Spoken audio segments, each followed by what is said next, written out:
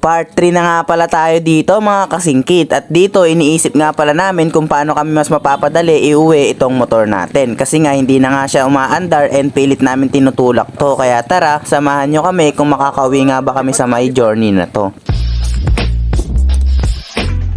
So, what's up mga kasingkit? Ito na nga pala yung part 3 ng video natin mga kasingkit, and dito medyo nag-aalala nga kami kung maiuuwi pa namin tong motor ko. Dahil nakita ko nga pala kung gaano katatarik yung mga dinaanan namin dito, and mas mahirap nga pala dahil medyo mabigat nga din pala tong Aerox natin. Pero syempre, bago nga pala ang lahat, sa mga hindi pa nga pala nakafollow sa ating Facebook page, baka naman. And talaga nga palang tinaga-tsaga namin itulak tong motor ko mga kasingkit, and kapag sobrang tarik na talaga hindi na nga kinakaya ng mga nagtutrolley sa akin. Syempre no choice tayo dito mga kasingkit, kaya tinatsaga namin tong itulak pataas. Pero mahirap talagang itulak pataas mga kasingkit kasi napakatarik nito. At syempre after nga pala namin matulak, and eto pahinga muna kami saglit dito mga kasingkit. Alam nyo naman dito sa may Quirino mga kasingkit, talagang napakatarik ng mga daan dito, and lalo na dito sa may bandang papunta ng Pinahiw. Pero pagka medyo banayad nga lang pala yung daan mga kasingkit, easy nga lang palang i-trolley to. And si Jello nga pala yung nagto-trolley sa akin mga kasingkit. Ayan, maraming salamat nga pala kay Jello. At syempre maraming salamat din nga pala sa lahat ng tropa ko, dahil hindi nila ako iniwan dito kahit nagkaroon ng aberya yung motor natin. Nandiyan pa rin sila hanggang sa makauwi tayo. And kagandahan nga din naman pala dito mga kasingkit, kapag kapababa nga dire-diretso na lang tayo. And kapag ka medyo umaahon-ahon na nga, syempre nandiyan si Jello para nakaalalay sa atin na magto-trolley. And sa part nga pala na to mga kasingkit is medyo nawala nga pala yung kaba natin, dahil akala ko nung una mahihirapan nga kaming iahon tong motor natin kasi nga hindi na siya sumisindi. And dahil meron nga pala si Jello at sa tulong din ni Gian, ayan, pinagtulungan na nga pala nila mga kasingkit, naka-primera lang sila dyan. And mas madali at mas nakakaahon nga pala kami ng maayos kapag ka dalawa nga pala silang nagto-trolley sa akin. Sobrang layo pa ng kailangan namin tulak. Pagod.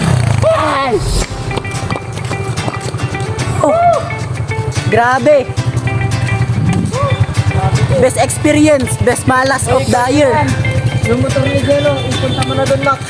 First ride, first sira ng motor.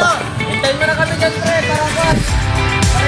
And sa part nga pala na to mga kasingkit is nagkaroon nga pala ulit ng isa pang aberya. And kung makikita nyo yung paa ng tropa natin na si Jeje, napaso nga pala siya sa may tambutso ng motor ni Liban. Napagdesisyonan na nga din pala namin na kuhanan na to ng gas yung motor natin, kasi full tank nga to nung nag-ride tayo. And yung nagamit ko lang nga pala dito na bar mga kasingkit is 1 bar nga lang pala siya. And dahil si Jello nga pala yung nagtutulak sa akin, ilalagay na natin yung gas natin sa may motor niya. Hindi na rin naman natin magagamit yung gas na yan, and mas kailangan nga pala yan ni Jello kasi siya yung nagtutrolley sa atin. Medyo nakalabas na nga pala kami sa may mga matatarik na daanan dito mga kasingkit, and palabas na nga yata to ng mismong highway. And sa part na to mga kasingkit is palabas na nga pala kami mismo ng highway. Ayan, medyo nakakangiti na nga pala tayo ng maayos dyan mga kasingkit, kasi nga medyo nawala na yung bahala natin kasi malapit na tayo makauwi.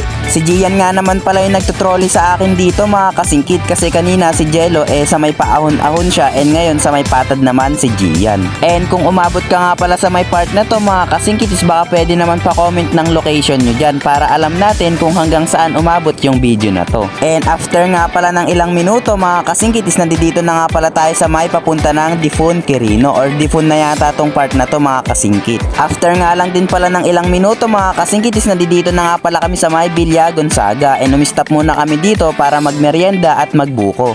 At syempre, ayun mga kasingkit, nakauwi naman tayo ng ligtas, and i-update ko na nga lang pala kayo bukas. So hanggang dito na nga lang pala yung video na to mga kasingkit. Salamat sa panonood. Ride safe.